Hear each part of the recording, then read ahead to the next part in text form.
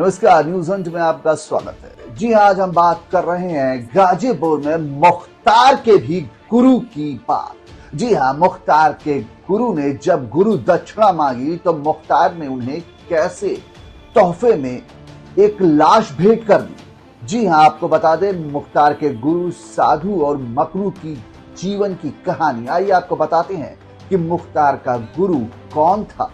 कहानी मुख्तार के आपराधिक गुरुओं की। गुरु दक्षिणा में मांग ली एक दबंग की लाश। क्रिकेटर मुख्तार अंसारी को माफिया बनाने में जिन दो लोगों ने आपराधिक पृष्ठभूमि तैयार की, उनके बारे में कम ही लोग जानते होंगे।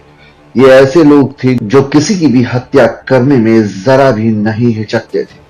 मुख्तार को गोलियां कब, कहां, किस पर और कैसे चलानी है, ये साधु और मखनू ही तय करते थे। गंगा किनारे बसे उत्तर प्रदेश के गाजीपुर जिले के लहुरी काशी भी कहते हैं।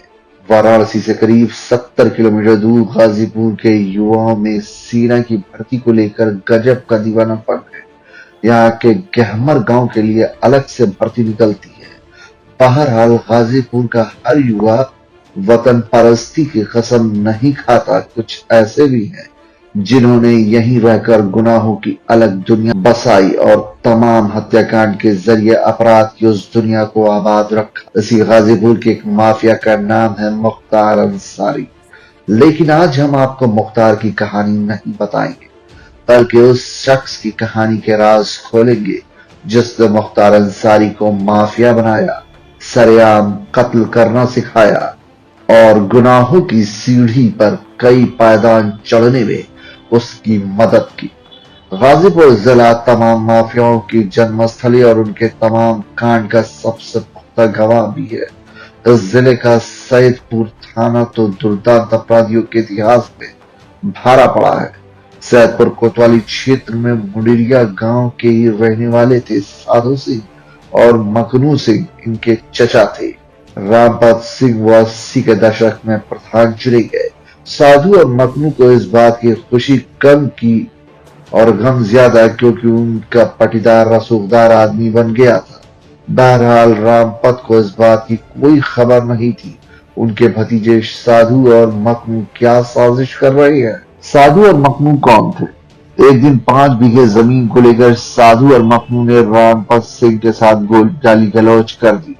रामपत ने इसे अपमान समझते हुए अपने बेटे त्रिभुवन सिंह और बाकी बेटों के साथ मिलकर साधु और मखनू को लाठी डंडों से बुरी तरह पीट दिया। कुछ महीने तक दोनों गुट शांत रहे। एक दिन मौका पाकर साधु और मखनू ने त्रिभुवन सिंह के पिता रामपत को लाठी डंडों से पीट कर मार डाला।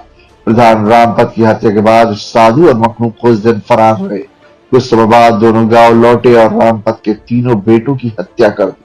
पिता और तीनों भाइयों की हत्या के बाद त्रिभुवन सिंह और उसके भाई राजेंद्र को गांव छोड़ना पड़ा। साधु मखनू ऐसे बन गए मुख्तार के आपराधिक गुरु। 80 के दशक में मुख्तार अंसारी कॉलेज में पढ़ाई के साथ साथ इलाके में दबंगाई की शुरुआत कर चुका था। इसी दौर में मोहम्मदाबाद से उसके पिता नगर पंचायत के चेयरमैन थे। इलाके में एक और प्रभावशाली शख्स था सच्चिदानंद राय। किसी बात को लेकर सच्चिदानंद राय और मुख्तार अंसारी के पिता के बीच विवाद हो गया। सच्चिदानंद ने मुख्तार के पिता को भरे बाजार काफी भला बुरा कह दिया। इस बात की खबर जब मुख्तार को लगी तो उसने सच्चिदानंद राय की हत्या का फैसला कर लिया।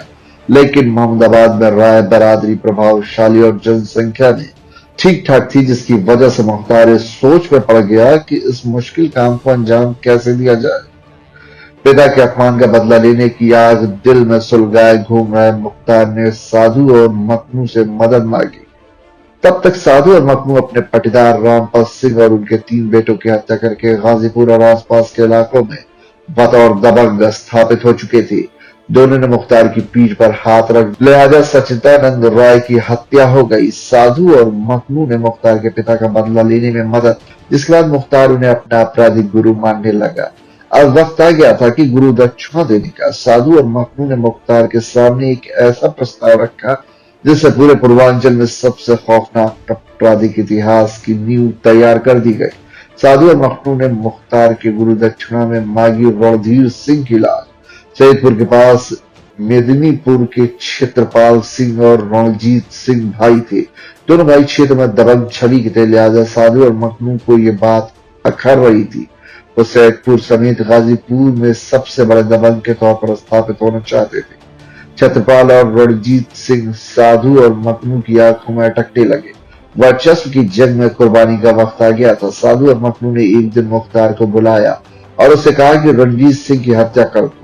एक बार तो मुख्तार भी ये सुनकर हिल गया, लेकिन आपराधिक गुरुओं ने पहली बार कुछ काम कहा था, लिहाजा मुख्तार इनकार नहीं कर सका।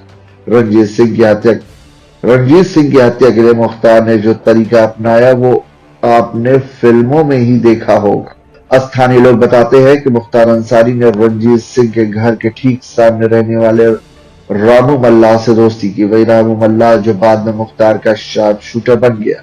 रामू मल्लाह के घर की बाहरी दीवार पर मुख्तार ने अंदर से बाहर तक एक सुराख किया। ठीक ऐसा ही सुराख रंजीत के घर में करवाया। अब वो रामू मल्लाह के घर वाले सुराख के सीधे रंजीत के आंगन में देख सकते थे। एक दिन रंजीत अपने आंगन में घूम रहा था। सटीक निशानेबाज मुख्तार ने निशाना लगाया। एक गोली चली और रंजीत ढेर हो गया। जल्द ही इलाके में यह खबर फैल गई कि रंजीत की हत्या किसने की और किसके कहने पर की। यानी अब मुख्तार और उसका गुरु साधु मखनू का सिक्का गाजीपुर से वाराणसी तक जमने लगा। साधु और मखनू के करीब बंसी भाचू ने कर दी ब्रजेश के पिता की हत्या। रंजीत सिंह की हत्या के बाद गाजीपुर, मऊ, आजमगढ़, वाराणसी तक मुख्तार, साधु और मखनू के खौफ की चर्चा होने लगी। लेकिन वाराणसी में सत्याकांड को लेकर एक अलग ही कहानी चल रही थी। 1984 में वाराणसी के धौराहा में रहने वाले ब्रजेश सिंह के पिता रविंद्रनाथ की हत्या उनकी ही पटीदार बंसू और पंचू ने कर दी। बासी और पंचू के अलावा कई और लोग भी इस हत्याकांड में आरोपी थे। कहते कि ब्रजेश ने बंसी और पंचू को मारकर पिता की हत्या का बदला लेने के लिए अपना घर छोड़ा। पिता की जलती चिता के सामने खड़े होकर बदला लेने की सौगंध ली। 1 साल के अंदर ही उसने पिता की हत्या के एक आरोपी हरिहर सिंह की हत्या कर दी। ब्रजेश ने अपने पहले हत्याकांड को फिल्मी स्टाइल में अंजाम दिया। वो हरिहर सिंह के घर गया, उसके पैर और गोली दाग दी। पिता की हत्या का पहला बदला पूरा हो चुका था। 1985 में ब्रजेश सिंह पर इस हत्याकांड का केस दर्ज हुआ, लेकिन वो पुलिस की पकड़ से दूर रहा। अगले ही साल 1986 में चंदौली जिले के सिकरौरा गांव में एक साथ 7 लोगों की हत्या हो गई। आरोप लगा कि ब्रजेश ने अपने पिता की हत्या में शामिल पूर्व प्रधान रामचंद्र यादव समेत उनके भाइयों और 4 भतीजों की दुर्दंत तरीके से हत्या कर दी।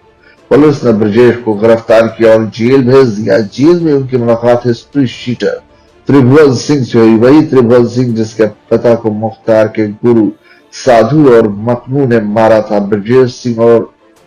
ब्रजेश सिंह को मालूम चला कि उसके पिता की हत्या बंसी और पंचू भी साधु और मखनू से जुड़े चुके हैं। यानी अब त्रिभुवन सिंह और ब्रजेश सिंह के दुश्मन एक ही थे, बंसी, पंचू, साधु, मखनू और मुख्तार। ब्रजेश ने कर दी मुख्तार के गुरु साधु की हत्या। 1988 तक ब्रजेश सिंह गैंगस्टर और त्रिभुवन सिंह हिस्ट्री शीटर बन चुका था। जिस तरह मुख्तार ने साधु और मखनू को अपना आपराधिक गुरु मान लिया था, वैसे ही त्रिभुवन को ब्रजेश सिंह ने आपराधिक गुरु मान लिया, क्योंकि त्रिभुवन के पास उस समय लोग थे और पैसा भी। बताते हैं कि त्रिभुवन सिंह ने ब्रजेश सिंह को बताया कि कैसे मुख्तार के गुरु साधु और मखनू ने उसके पिता की हत्या कर दी थी। त्रिभुवन चाहता था कि ब्रजेश उसके पिता की हत्या का बदला ले। ब्रजेश ने त्रिभुवन की बात नहीं टाली। इस हत्याकांड के बारे में करीब से जानने वाले बताते हैं कि ब्रजेश और त्रिभुवन दोनों गाजीपुर सदर अस्पताल पहुंचे। यहाँ प्राइवेट वार्ड में साधु सिंह अपने लड़के को देखने आया था। ब्रजेश और त्रिभुवन पुलिस की वर्दी में थे, इसलिए किसी ने उन्हें रोका टोका नहीं। वो सीधे साधु सिंह के बेटे के वार्ड में पहुंचे। यहाँ देखते ही साधु की गोली मारकर हत्या कर दी। इसके कुछ दिन बाद ही गाजीपुर सिंचाई विभाग चौराहे पर बम मारकर मुख्तार के दूसरे गुरु मखनू सिंह की हत्या कर दी गई। दोनों आपराधिक गुरुओं की हत्या हो जाने के बाद साधु मखनू गिरोह का सरगना मुख्तार बन गया।